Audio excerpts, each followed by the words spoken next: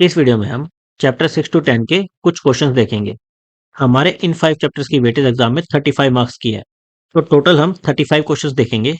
हर एक चैप्टर की जितनी वेटेज है, जैसे 6th की 10, 7th की 10, 8th, 9th और 10th की 5 मार्क्स ईच, तो उतने ही क्वेश्चन हम हर एक चैप्टर से देखेंगे। हर एक क्वेश्चन के राइट साइड में मैंने उसका चैप्टर नंबर मेंशन किया हुआ है, ताकि जिस चैप्टर से आपके क्वेश्चन ज्यादा रॉन्ग हो रहे हो आप उसे रिवाइज कर सकते हो। पहला क्वेश्चन है, who can trade in derivatives product? Any broker who is registered with SEBI, any broker who is registered with SEBI for trading in derivative products, any member of a registered stock exchange, all of the above। तो derivatives में कौन trade कर सकता है? एक तो उसे सेबी के साथ रजिस्टर होना चाहिए और उसके साथ वो डेरिवेटिव में ट्रेडिंग के लिए भी एलिजिबल होना चाहिए। इसलिए करेक्ट आंसर है option b, any broker who is registered with SEBI for trading in derivatives product. Derivative में ट्रेडिंग करने के लिए वो सेबी के साथ रजिस्टर्ड है। When a stock which is part of the index has a stock split, it does not have an impact on the index। True और false? अगर किसी स्टॉक का स्प्लिट हो गया और वो किसी इंडेक्स का पार्ट था, तो इंडेक्स पर कोई असर आएगा या नहीं आएगा? इंडेक्स पर कोई असर नहीं आएगा। क्यों? क्योंकि जब भी कोई कॉर्पोरेट एक्शन होता है, स्प्लिट हो गया, बोनस हो गया, कुछ भी होता है, तो स्ट्राइक प्राइस, पोजीशन, ये सब एडजस्ट हो जाते हैं। इंडेक्स की वैल्यू पर कोई भी इंपैक्ट नहीं आएगा। तो यहाँ पर हमें दिया भी क्या है, it does not have an impact on the index. तो ये स्टेटमेंट ट्रू है, option A. Which of these is not included in the Indian equity derivative market? Derivative market में क्या इंक्लूड नहीं है? Option on individual stocks, option on equity market indices, futures on individual stocks, interest rate futures. तो option individual stock पर और indices पर दोनों included है। फ्यूचर भी स्टॉक्स और इंडिसेस दोनों पर इंक्लूडेड है। क्या इंक्लूडेड नहीं है? Interest rate futures, option D. When ordinary cash dividends are declared, call option value will decrease। True और false? ऑर्डिनरी कैश डिविडेंड किसे बोलते हैं? जो 2% से कम होते हैं। 2% से ज्यादा वालों को एक्स्ट्रा ऑर्डिनरी बोलते हैं। हमारे ऑर्डिनरी डिविडेंड में क्या होता है, कोई भी स्ट्राइक प्राइस, जो भी एडजस्टमेंट होनी है, वो सब नहीं होती। केवल एक्स्ट्रा ऑर्डिनरी 2% से ज्यादा हो तो ही ऑटोमेटिकली एडजस्ट होता है। ऑर्डिनरी में हमारा एडजस्ट होगा नहीं, तो जो ओरिजिनल स्ट्राइक प्राइस था वही रह जाएगा। लेकिन जब डिविडेंड मिलता है तो जनरली मार्केट में शेयर का प्राइस गिर जाता है। क्यों? क्योंकि लोगों को डिविडेंड की जितना पैसा तो मिल ही जाएगा, उतने ही कम प्राइस में वो स्टॉक को खरीदते हैं। तो स्ट्राइक प्राइस हमारा सेम रहा, स्ट्राइक प्राइस हमारा सेम रहा, स्टॉक का प्राइस थोड़ा सा गिर गया, तो हमारे कॉल ऑप्शन की इंट्रिंसिक वैल्यू थोड़ी सी गिर जाएगी। कॉल ऑप्शन की इंट्रिंसिक वैल्यू क्या होती थी? स्पॉट का प्राइस माइनस स्ट्राइक का प्राइस। अब ये थोड़ा सा कम हो जाएगा, तो हमारी इंट्रिंसिक वैल्यू कम हो जाएगी, इसलिए हमारे कॉल ऑप्शन की वैल्यू थोड़ी सी डिक्रीज हो जाएगी। इसलिए स्टेटमेंट ट्रू है, option A. Which member of A stock exchange is not a trading member itself but clears and settles the trade off the trading members and institutional clients?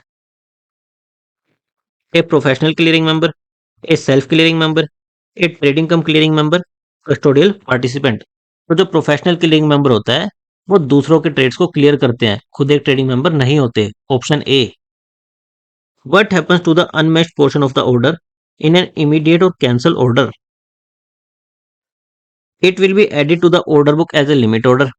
It will be executed on the next trading day. It will be executed in the next 1 hour. It will be cancelled। तो immediate और cancel order में जो भी unmatched portion रह जाता है वो तुरंत कैंसिल हो जाता है। तो option d, it will be cancelled. As per SEBI guidelines, derivative trading takes place through dash online screen based trading system, curve trading, auction at public mandis, open outcry method in the trading ring. तो India में derivative trading किसके through होती है? Online screen based, option a. The cost incurred due to the bid ask spread is known as dash transaction cost, spread cost, margin cost, impact cost. तो उसे impact cost कहते हैं। Mister x places a stop loss sell order on ABC stock with a trigger price of ₹350। एक sell order place किया है, stop loss sell order place किया है 350 के ट्रिगर प्राइस पर।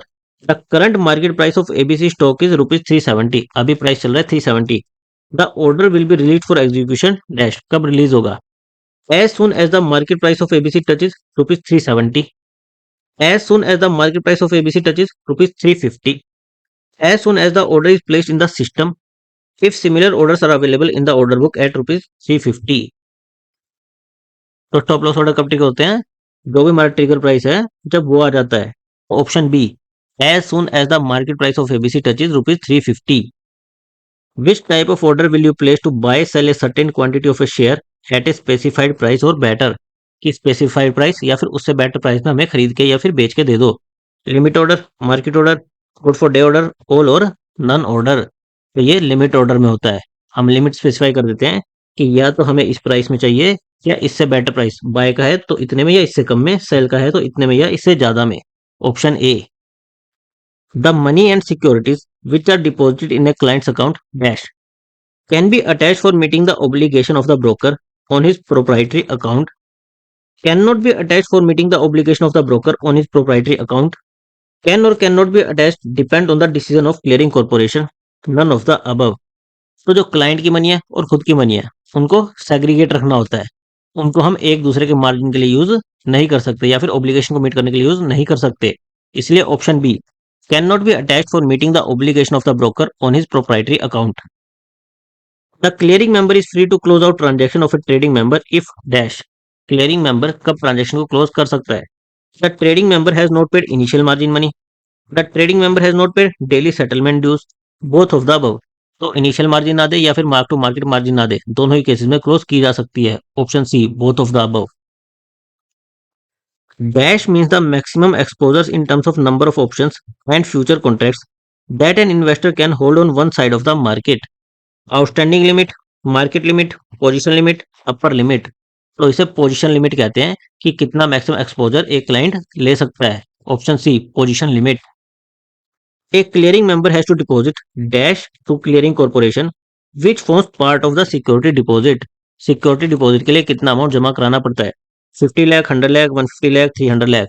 तो 50 लाख जमा कराना पड़ता है। Option a, exposure level of clearing members are dash correlated with liquid asset maintain with the clearing corporation. जितनी एसेट जमा कराई होगी उसके हिसाब से एक्सपोजर लेवल का क्या रिलेशन रहेगा? Positive, negative, not related, exponential. Positive relation रहेगा। जितनी एसेट आप ज्यादा जमा कराओगे उतना ही एक्सपोजर आप ज्यादा ले सकते हो। Option a, positively. Clearing corporation of an exchange guarantee settlement of exchange traded contracts, true और false.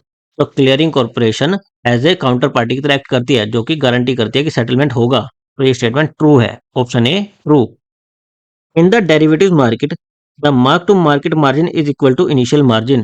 Mark to market margin और इनिशियल मार्जिन इक्वल होते हैं, ट्रू और फॉल्स। तो ये स्टेटमेंट फॉल्स है, दोनों अलग होते हैं।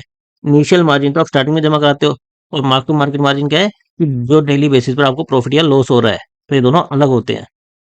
How can risk be controlled in the derivative segment by the stock exchange. Stock exchange risk को कैसे कंट्रोल कर सकता है डेरिवेटिव सेगमेंट में? By implementing a effective margin system, margin system के through. By having a well organised control system and audit procedure, audit करके और control system को ऑर्गेनाइज बना के।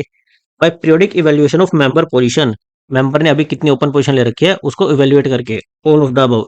तो ये सारी चीजें करके वो रिस्क को कंट्रोल कर सकता है, रिस्क को मैनेज कर सकता है। Option d, all of the above. Suppose you are a trading member and have bought 10 contracts of April series index future and sold 3 contracts of April series index future on your own account. What will be your exposure on this transaction? हमने 10 contracts bye किए और same 3 contracts हमने बेच रखे हैं, तो हमारा net exposure कितना होगा? It will be grossed up to 13 contracts, it will be netted to 7 contracts, higher of 10 and 3 that is 10 contracts. It depends on stock exchange decision. तो जो हमारे खुद की ट्रेड है उसको तो हम नेट कर सकते हैं। तो 10 minus 3 7, it will be netted to 7 contracts. Option B.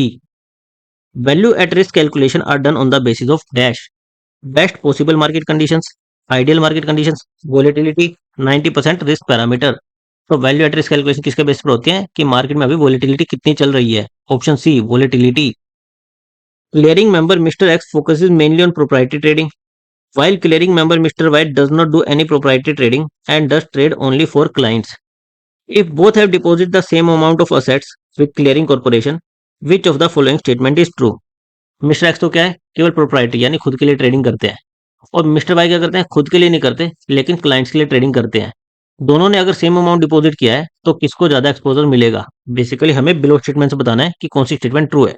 Mister x enjoys a lower exposure limit than mister y, mister x enjoy higher exposure limit than mister y, both of them enjoy the same exposure limits. तो जो खुद के लिए trading करते हैं, हमें deposit किसके type के लगाने पड़ते हैं? एक तो सिक्योरिटी डिपॉजिट जो कि 50 लाख का रहेगा, उसके साथ हमारा क्या रहता है? इंक्रीमेंटल डिपॉजिट, जो क्या होता है? 10 लाख पर ट्रेडिंग मेंबर, जिसको हम क्लियर करते हैं, राइट। तो फर्स्ट वाला तो केवल खुद के लिए करता है, यानी उसे 50 लाख डिपॉजिट कराना पड़ेगा। सेकंड वाले को क्या करना पड़ेगा? खुद के लिए नहीं करता, फिर भी ये 50 लाख तो जमा कराना पड़ेगा, प्लस जितने ट्रेडिंग मेंबर क्लियर करेगा उन सबके लिए एडिशनल 10 लाख ईच जमा कराना पड़ेगा। तो सेकंड मेंबर को, वाई को, ज्यादा डिपॉजिट जमा कराना है, तो जो भी उसने जमा कराया होगा, मान लो दोनों ने 1 करोड़ जमा कराया, एक्स को तो कितना मिल जाएगा? 50 लाख, ये 50 लाख सब्ट्रैक्ट करके 50 लाख एक्सपोजर मिल जाएगा। वाई को कितना मिलेगा? इसमें से 50 लाख ये, प्लस जितने ट्रेडिंग मेंबर को लेता है, जैसे दो को करता है, 50 और 20 70, यानी कि इसका बचेगा 30। तो किसको ज्यादा एक्सपोजर मिल रहा है? एक्स को ज्यादा मिल रहा है। Mister x enjoys a higher exposure limit than mister y, option B.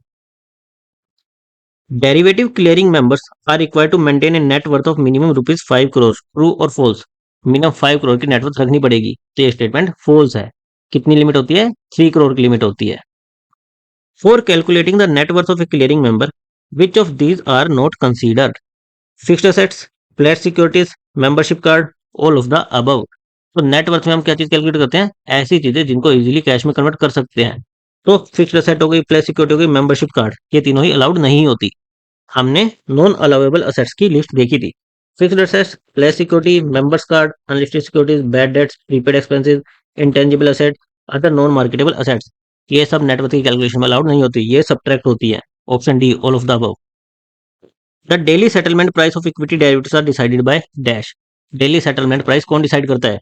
Clearing corporation, SEBI, brokers association, RBI. तो क्लियरिंग कॉर्पोरेशन डिसाइड करता है, option a. The derivative segment of a stock exchange is under the same governing council as the cash segment. Derivative segment और cash segment की same governing council होती है, true और false? तो ये statement false है। हर एक सेगमेंट की अपनी अलग गवर्निंग काउंसिल होती है। When the price of a future contract decreases, the margin account dash। Future contract का प्राइस डिक्रीज हो गया, कम हो गया, तो उस केस में क्या होगा? Of the seller of future contract will be credited for the gain, of the buyer of futures of contract will be debited for the loss, both A and B, none of the above। तो हमारा एक contract था, मान लो 100 rupees के price पर कोई contract रखा था, अभी मार्केट प्राइस गिर के आ गया 90 रुपीज। तो बायर को इसमें क्या होगा? बायर को इसमें लॉस होगा और सेलर को इसमें प्रॉफिट होगा। हमने जब डेबिट और क्रेडिट पढ़ा था, तो जो भी लॉस होता है वो हमारा डेबिट साइड में जाता है, और जो भी गेन होता है वो हमारा क्रेडिट साइड में जाता है। तो सेलर को हमारे प्रॉफिट हो रहा है, तो उसके साइड में तो क्रेडिट होगा, क्रेडिट फॉर द गेन, और बायर के साइड में लॉस होगा जो कि डेबिट होगा, डेबिट फॉर द लॉस। तो हमारी दोनों statement, both a and b, दोनों स्टेटमेंट ट्रू है, option c. How should a seller of an option treat the premium received in his books of accounts, income, expense, asset, liability? तो seller और option को क्या मिलेगा? Starting में premium receive होगा, उसे कुछ पैसा मिला है, तो उसे अपनी बुक्स में किस तरह से इसे ट्रीट करना है? तो इसे एज ए इनकम ट्रीट किया जाता है, option A. Eight the time of final settlement, the seller of the option will recognize the adverse differences he paid to the buyer as dash in his profit and loss account। Adverse का meaning है negative, यानी कि उसे loss हुआ है, तो वो अपनी प्रॉफिट एंड लॉस अकाउंट में उसे किस तरह से रिपोर्ट करेगा? एक्सपेंस, प्रॉफिट, लॉस, या फिर डेट। उसे लॉस हुआ है तो उसे एज ए लॉस ही ट्रीट करेगा, option C. What is the rate of STT on the sale of an index और स्टॉक फ्यूचर्स कॉन्ट्रैक्ट? फ्यूचर के केस में एसटीटी का रेट क्या रहता है? 0.01%, 0.02%, 0.05%, 0.1%। तो ये लेटेस्ट 1 अक्टूबर 2024 के बाद से 0.02% है। ये बुक भी अपडेट हो चुकी है, तो करेक्ट आंसर है 0.02%। A trader has a short position in a futures contract. If the price of this future contract increases, then the mark to market margin account of the trader will be dashed. Credited for the loss, credited for the gain, debited for the loss, debited for the gain। हमारी एक position है, short position है, मान लो 100 rupees per हमने cell किया है, और futures के प्राइस इंक्रीज हो गए, तो जिसने भी ये सेल किया है उसको क्या होगा? लॉस हो रहा होगा। लॉस के लिए उसे क्या करना पड़ेगा?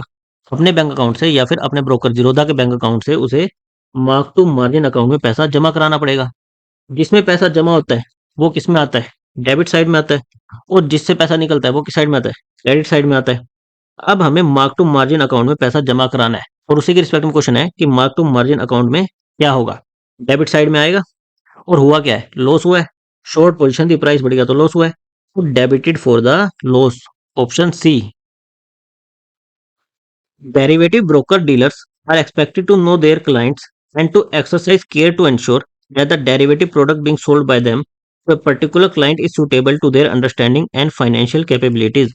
जो भी डेरिवेटिव ब्रोकर वगैरह हैं, उनसे एक्सपेक्ट होता है कि वो अपने क्लाइंट को जानते हैं और उन्हें ऐसा ही प्रोडक्ट बेचेंगे जो कि उनकी फाइनेंशियल कैपेबिलिटीज के अकॉर्डिंग होगा। तो ये स्टेटमेंट ट्रू है या फॉल्स है? ये स्टेटमेंट ट्रू है। There are many products in the market which give high returns in risk free manner, true और फॉल्स? मार्केट में ऐसे बहुत सारे प्रोडक्ट हैं जो कि हाई रिटर्न्स दे देते हैं रिस्क फ्री मैनर में। तो ये स्टेटमेंट हमारी फॉल्स है। ऐसा कोई भी प्रोडक्ट नहीं होता जो कि हाई रिटर्न दे और उसमें रिस्क इन्वॉल्व ना हो। Under which act regulation is the suspicious transaction reporting required? SEBI insider trading regulation, FATCA, anti money laundering and combating of financial terrorism regulations, foreign exchange management act. तो suspicious transaction reporting किस act के अंदर आती है? Anti money laundering, option C. What does customer due diligence involve? Offering discount to customers, providing investment guarantees, identifying and verifying the beneficial owner of a securities account, simplifying account opening process. Customer due diligence का purpose क्या होता है कि customer को accept किस policy के base पर करना है, उसकी प्रॉपर आइडेंटिफिकेशन केवाईसी वगैरह करानी है। तो इसलिए हमारा करेक्ट आंसर क्या आएगा? Option c, identifying and verifying the beneficial owner of a securities account. The broker is compulsory required to get a risk disclosure document signed by the client at the time of client registration. जब भी client को onboard कर रहे हो तो उस time पर risk disclosure document को क्लाइंट से साइन करवाना जरूरी है, ट्रू और फॉल्स? तो ये स्टेटमेंट ट्रू है। इसके साथ हमारे 35 क्वेश्चंस पूरे होते हैं। आप चेक कर सकते हो कि आपके 35 में से कितने क्वेश्चंस करेक्ट हुए। अगर आपके किसी भी क्वेश्चन से रिलेटेड कुछ भी डाउट्स हैं, आप मुझे कमेंट करके पूछ सकते हो। Thank you guys.